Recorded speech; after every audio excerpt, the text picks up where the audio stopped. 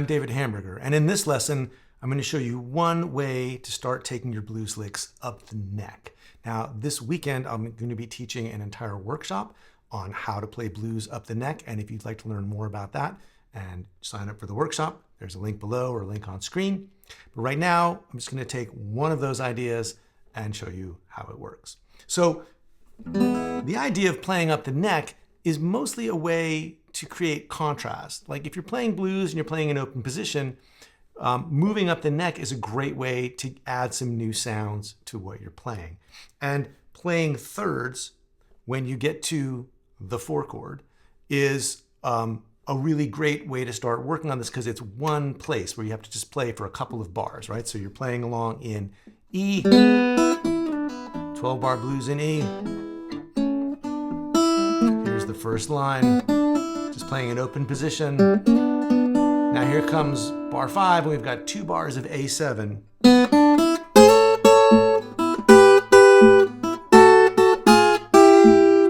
And then we're back to E. So it's this great little contained place. Just you can take this one idea that I'm going to show you and practice applying it just to those 2 bars when you're improvising. So all I'm doing is taking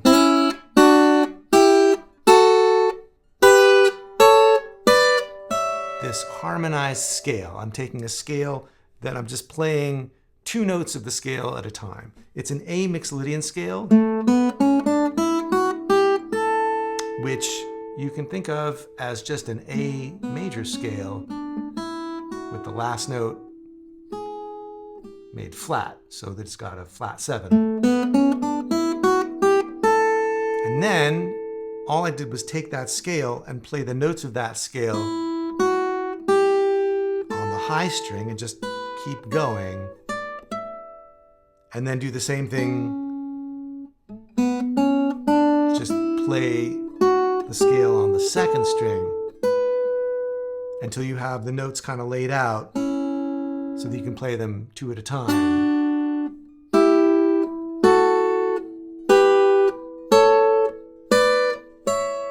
And so what we've got is the 3rd and the 5th of A, both the chord tones and the notes of the scale, and then the 4th and the 6th, and then the 5th and the flat 7, the 6th and the root, the flat 7 and the 9, that's a particularly cool sound, the root and the 3rd, the 2nd and the 4th, and then back to the 3rd and the 5th again.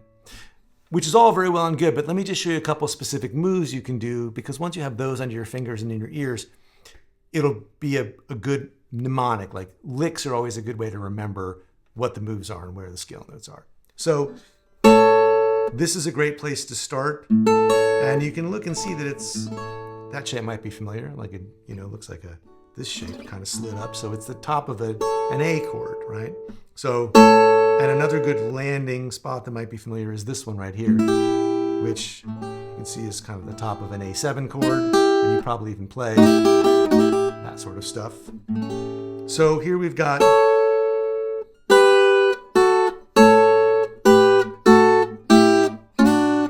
those kinds of sounds. And you could just start by when you get to bar 5,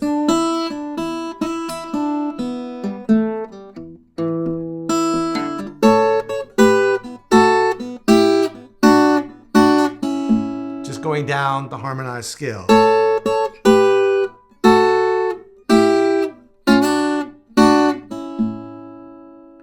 And then you can start to make things that sound a little bit more like licks out of it.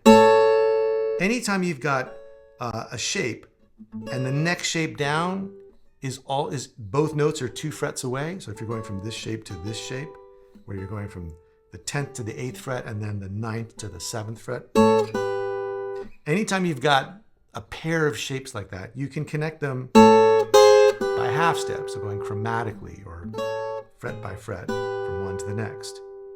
And then we've got that again here, going from this shape, 7th fret and 5th fret, down to 5th fret and 3rd fret.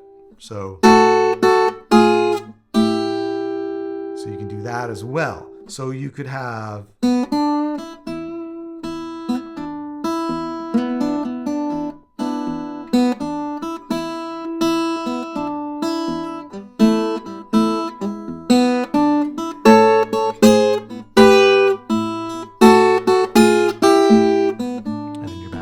So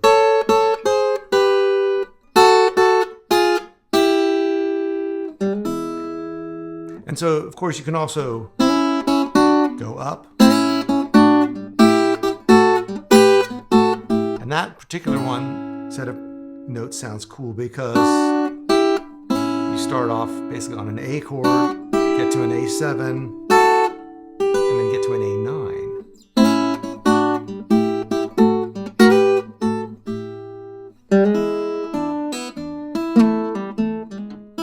So just a few combinations using the open string.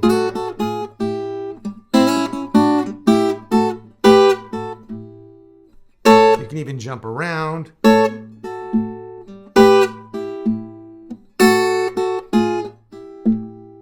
Once you get a few of them and you start to sort of feel where they belong rhythmically from doing them, then really the sky's the limit as far as how you want to move them around. And so this is just a great way to create contrast between what you already know in the open position and some new sounds that take you out of open position or return you to open position.